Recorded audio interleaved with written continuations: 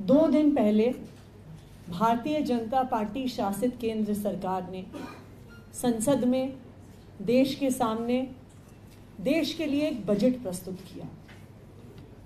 दिल्ली सरकार ने इस मुद्दे को उठाया कि किस तरह से दिल्ली सरकार के साथ, दिल्ली के लोगों के साथ अन्याय हो रहा है, सौतेला व्यवहार हो रहा है।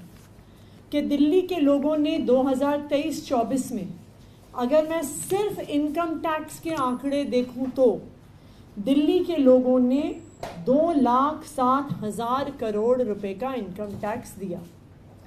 लेकिन जब बजट के आंकड़े सामने आए तो जो दिल्ली के लोगों की डिमांड थी कि इसका 5% हिस्सा, मात्र 5% हिस्सा दिल्ली वालों को मिलना चाहिए, यानी 5,000 करोड़ दिल्ली की सरकार को मिलना चाहिए शेयर इन टैक्सेस, तो दिल्ली वालों को इस पर निराशा मिली और दिल्ली वालों को कुछ भी शेयर इन टैक्सेस इस बजट में नहीं मिला।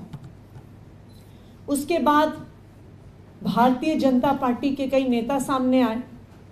उन्होंने कहा कि नहीं, दिल्ली सरकार झूठ बोल रही है, दिल्ली सरकार को शेयर इन टैक्सेस नहीं मिलता, लेकिन दिल्ली सरकार को बजट में बहुत कुछ और मिलता है। तो मैं आज पिछले 10 साल के केंद्र के बजट से आंकड़े लेकर आई हूं। जो डिमांड 57 होती है यूनियन बजट में, जिसका नाम होता है ट्रांसफर्स टू दिल्ली।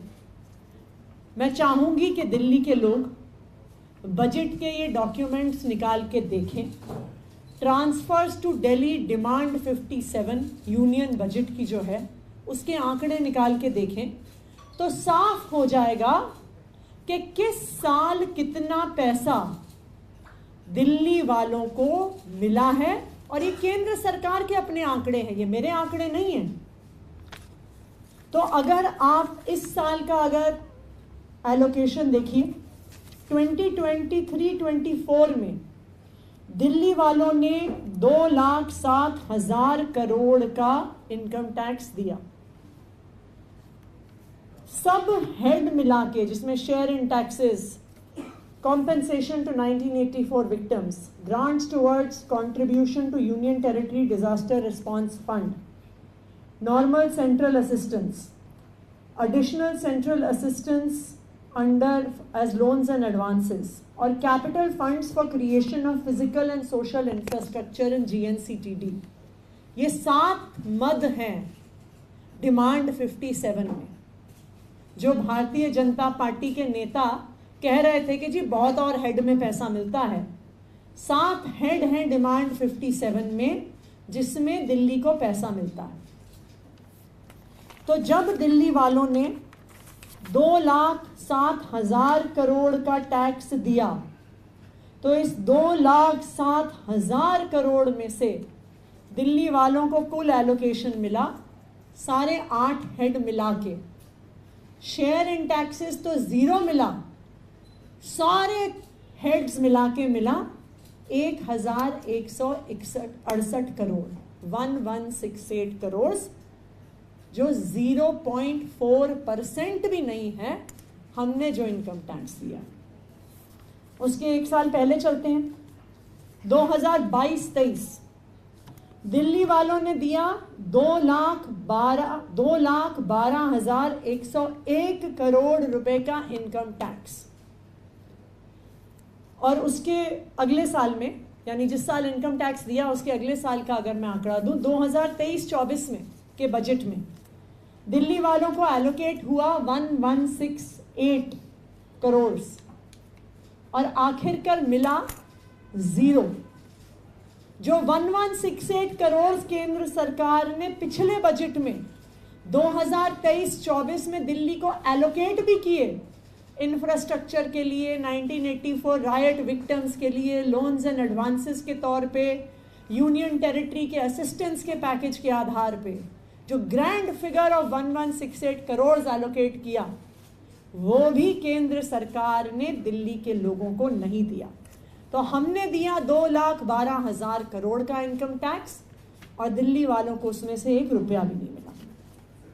एक साल और पीछे जाते हैं, 2021-22 दिल्ली वालों ने दिया 1,77,824 करोड़ का इनकम टैक्स, और दिल्ली वालों को इन 7 हेड्स में टोटल पैसा मिला 960 करोड़, 0.3% हमारे इनकम टैक्स का। 2020-21 दिल्ली वालों ने दिया 1,20,120 करोड़ रुपए का इनकम टैक्स, दिल्ली वालों को मिला 1,029 करोड़ का एलोकेशन, 0.25%। 2019-20 कोविड का साल, जब पूरे देश में तराही तराही मची थी, दिल्ली वालों ने इनकम टैक्स में दिया 1,49,613 करोड़। मुश्किल परिस्थिति में भी दिल्ली वालों ने इतना इनकम टैक्स दिया, और दिल्ली वालों को मिला 1,112 करोड़, 0.2%। उससे भी अगर हम उसके पिछले 5 साल के आंकड़े में आपको कंसोलिडेटेड बता देती हूँ कि 2013 से 2019 में दिल्ली ने कुल इनकम टैक्स दिया 6,93,275 करोड़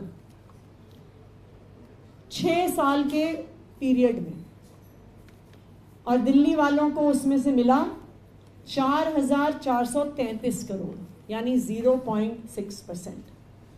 तो जब से पिछले 10 साल में केंद्र में भारतीय जनता पार्टी की सरकार आई है, तो भारतीय जनता पार्टी वालों ने दिल्ली को क्या दिया, और दिल्ली वालों ने भारतीय जनता पार्टी शासित केंद्र सरकार को क्या दिया। दिल्ली वालों ने कुल मिला के अपनी मेहनत की कमाई से, अपनी नौकरी से, अपनी दुकान से, अपने व्यापार से 15,59,933 करोड़, यानी 15,59,933 करोड़ का इनकम टैक्स दिया। और दिल्ली वालों को 10 साल में क्या मिला? 7,534 करोड़। यानी जो इनकम टैक्स हमने दिया भारतीय जनता पार्टी की केंद्र सरकार को, उसका 0.48% दिल्ली वालों को पिछले 10 साल में मिला। अब आप ही बताइए, अब दिल्ली वाले ही इस बात का निर्णय करें कि क्या ये न्याय है, क्या ये सही है? क्या दिल्ली वालों को अपनी मेहनत की कमाई के इनकम टैक्स का हिस्सा मिलना चाहिए कि नहीं मिलना चाहिए? जब और राज्य, चाहे कर्नाटका हो गया, चाहे महाराष्ट्र हो गया, जो हाई इनकम टैक्स पेयर्स हैं, जब महाराष्ट्र से 5 लाख करोड़ से ज्यादा का इनकम टैक्स जाता है तो उनको 50,000 करोड़ का एलोकेशन होता है। जब कर्नाटका से 2 लाख करोड़ का इनकम टैक्स जाता है तो उनको 30,000 35,000 करोड़ का एलोकेशन होता है। तो जब दिल्ली वाले 2 लाख करोड़ का इनकम टैक्स देते हैं तो हमें share in taxes, disaster response, loans, advances, infrastructure के लिए सब मिला के सिर्फ 1,061 करोड़ क्यों मिलता है? जब हम अपने हिस्से का टैक्स देते हैं तो क्यों दिल्ली वालों को उनका हक नहीं मिलना चाहिए?